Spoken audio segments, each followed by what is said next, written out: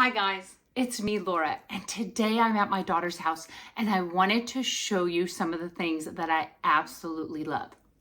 This is one of them. It's so simple and functional, yet so cute. So she keeps her cleaner in this one, and I brought the dog over and it did a mess in the car. So I came over and I was like, I need something. And she handed me this and I was like, oh, this is so cute. Now it is glass, so it adds to the cuteness functionality of her place. That's just the minimalist theme, but her cleaners fit right in here. It sprays nice, so there's not like a yucky type spray. It just sprays nice. It comes out well. It's easy to unscrew and fill it back up.